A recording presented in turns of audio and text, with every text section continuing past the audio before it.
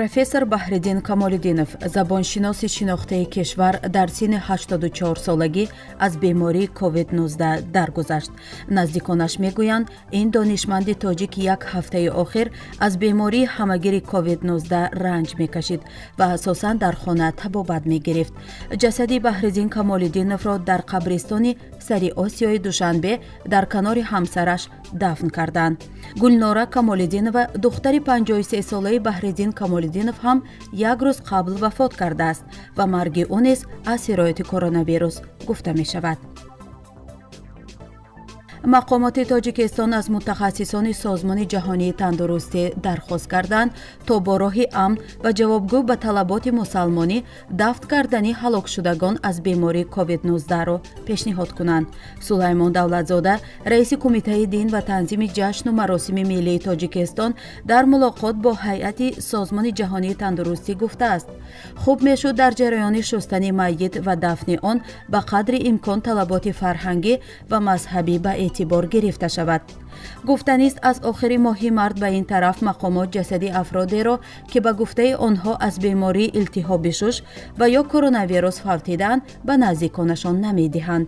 шитобкорона бе риояи бисёре аз аркони исломӣ ва ё маросими видо дафн мекунанд. Payom бо такя ба манобеаш хабар дод, ки ёрдамчии раисҷумҳур дар масоили ҳуқуқӣ ва омбудсмени собиқи Тоҷикистон Зариф Ализода ба COVID-19 гирифтор шудааст. тибқи иттилои манбаи Payom, Ализода рӯзи панҷум аст, ки дар бемористони Истиқлол бистарӣ аст ва вазъи саломатиаш вахим арзёбӣ мешавад. дафтари матбуоти вазорати тандурустӣ хабар дод, ки Созмони ҷаҳонии тандурустӣ дар Аврупо омодагии худро ҷиҳати фиристодани мутахассисони зудамал ба Тоҷикистон барои муқобила бо коронавирус эълом кард. Ҳанс Ҳенри Клюге, мудири минтақавии Созмони ҷаҳонии тандурустӣ дар Аврупо, дар ин бора ҳангоми суҳбати телефонӣ санаи 12 май бо Ҷамолиддин Абдуллозода, вазири тандурустии Тоҷикистон, ибрози назар кардааст. бино ба иттилои дафтари матбуоти вазорати тандурустӣ, Ҳенри Клюге пешниҳод кардааст, ки Тоҷикистон барои санҷиши аҳолӣ бояд ташхисгоҳҳои сайёрро фаъол кунад. Парс Тудей хабар дод, ки нахустин баста аз кӯмакҳои пизишкӣ ва беҳдоштии Ҷумҳурии Исломии Эрон ба Тоҷикистон оварда шуд. бино ба иттилои манбаъ, садақаи иборат аз 7 тонна лавозимоти тиббӣ ва доруворӣ ба монанди китҳои озмоишгоҳҳои ташхиси вируси корона, доруҳои махсус барои муолиҷаи беморони COVID-19, ниқобҳо, дастпӯшҳо ва маводи зидди уфунӣкунанда ба Тоҷикистон оварда шуд. ба гуфтаи Саидали Муфидӣ, масъули ҳамоҳангкунандаи ирсоли кӯмакҳои башардӯстонаи ширкати ҳавопаймоии Вориш, лавозимоти тиббӣ ва дорувории мавриди ниёзи ҷомеаи Тоҷикистон дар дастури кор аст ва ба зудӣ хайрияи дафъаи баъдии Ҷумҳурии Исломии Эрон ирсол хоҳад шуд. Payom хабари нашр кардаи пойгоҳи Авеста дар бораи кӯмаки хайриявии ширкати холдингии Авесто-Гурӯҳро ба таҳлил кашида навишт, ки тибқи маълумоти дастрас кардааш, Рустами Эмомалӣ ва Авесто-Гурӯҳ бо истифода аз расонаҳои давлатӣ ва рӯзноманигорони худ фурӯхта, ба як қаллобӣ дар сатҳи олии давлатӣ даст зада, ба 9 миллион сокини кишвар дурӯғ гуфтанд ва дуздӣ карданд. кӯмакҳое, ки чун саховати бузург ва иқдоми хайрхоҳонаву башардӯстонаи Авесто-Гурӯҳ муаррифӣ гаштанд, аслан ба ин ширкат камтарин бастагие надоранд. ин кӯмакҳои расида аз чин аст, ки Рустами Эмомалӣ ва шариконаш бо тамоми пуррӯйӣ аз худ кардаву аз номи худ ба беморхонаҳо бурданд. тибқи иттилои дарёфтӣ, ҳатто як ниқоб аз ин кӯмаки 2.5 миллионӣ ба Авесто-Гурӯҳ мутааллиқ нест. ҳамаи он кӯмаки башардӯстонаи чин аст. ҳатто аксу наворҳое, ки расонаҳои давлативу мустақил нашр карданд, нишон медиҳад, ки дар қуттиҳо парчами ду кишвар часпонида шудааст. дафтари матбуоти вазорати молия иттилоъ дод, ки ба сандуқи махсуси хайриявии муқобила бо коронавирус дар Тоҷикистон 6 миллиону 300 ҳазор сомонӣ ва 12,300 доллар ҷамъ шудааст. дар ҳамин ҳол Нуралӣ Шоқурбонов, роҳбари дафтари матбуоти вазорати молия, дар саҳифаи фейсбукиаш навишт, ки аз ин пулҳо ягон сомонияш харҷ нашудааст. пулҳоро бар асоси дастури ситоди ҷумҳуриявии муқобила бо бемории ҳамагир ва вазорати тандурустӣ тандурустӣ сарф хоҳанд кард. ин иттилои вазорати молия дар ҳоле нашр мешавад ки интиқодҳо аз намудани шаффофият ҳангоми харҷи маблағҳои ҷамъшуда барои муқобила бо COVID-19 ҳарчи бештар садо медиҳанд. радио озодӣ аз даргузашти Абдулназар Абдулҳасанов, генерали мустаъфӣ ва собиқ муовини вазири дифои Тоҷикистон дар синни 76 солагӣ дар шифохонаи қарияи болои Душанбе хабар дод. бино ба иттилои манбаи хабар, Абдулназар Абдулҳасановро баъди фавташ бо кӯмаки маъмурони кумитаи ҳолатҳои фавқулода аз бемористон рост ба оромгоҳ бурда дафн карданд.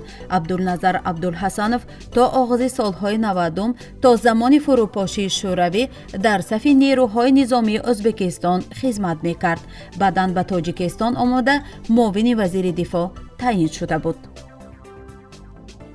розноманигори машҳури тоҷик Раҷаби Мирзо дар торнигори худ матлаберо бо номи роҳати зиёд ба нашр расонида гуфт вокуниши мухолифони дар хориҷи кишвар будаи ҳукуматро ки барои то ҷои фаъол гардидани ҳукумат сабаб шуданд мешавад то ҷои мусбат арзёбӣ кард. чун ба марказҳои қабули қарор ҳушдор дод, онҳоро ба ҳаракати каме бештар маҷбур намуд.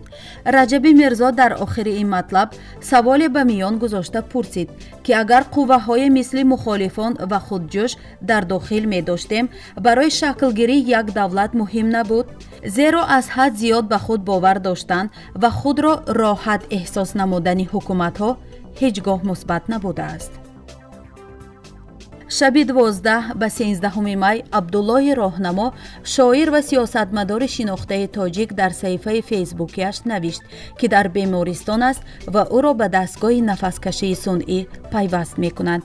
дар навиштаи Роҳнамо омадааст: ҳамин лаҳза бо хости худованд зери дастгоҳи нафас мераванд.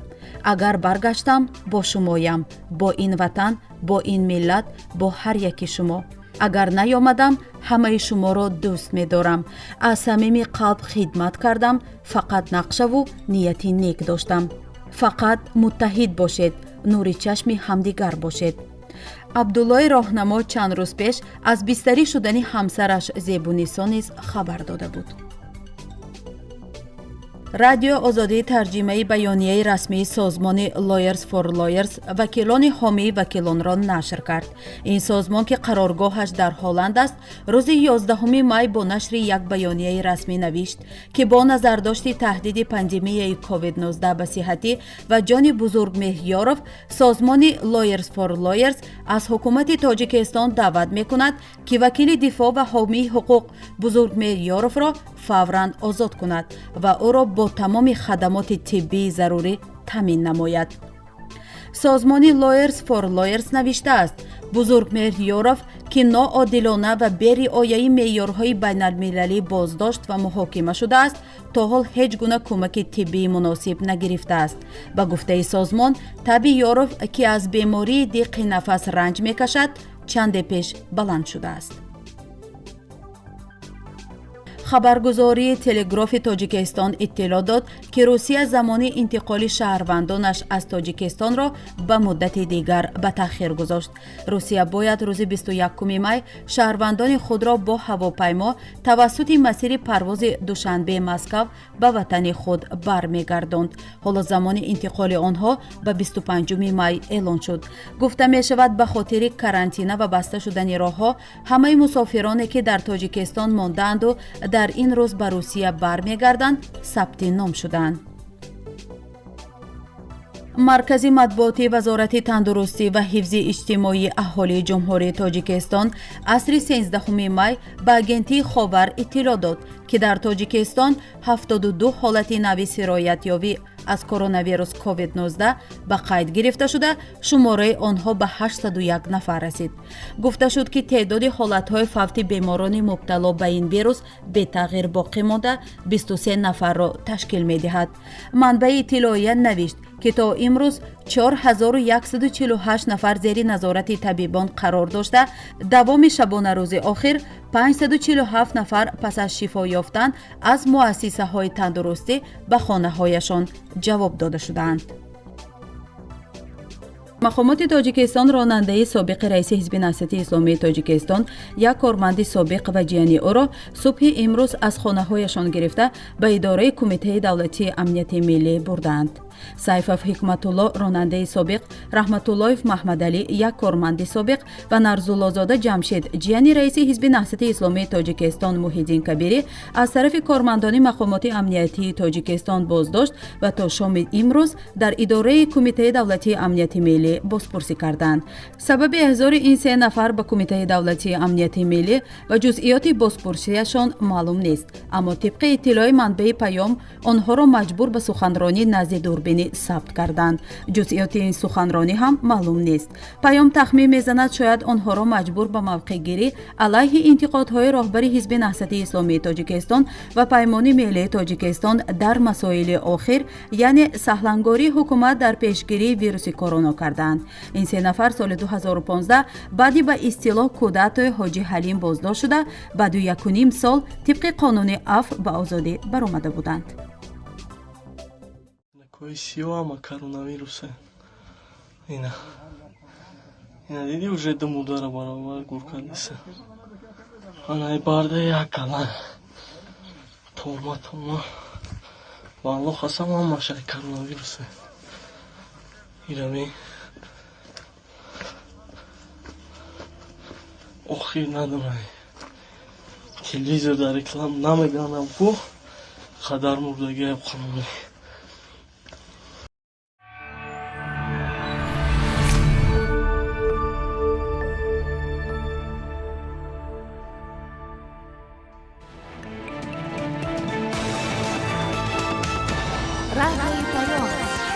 در فضای سیاست صدای جدید.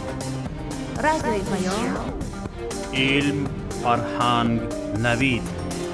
رادیوی پیام. مشورت، بحث، گفت و شنید.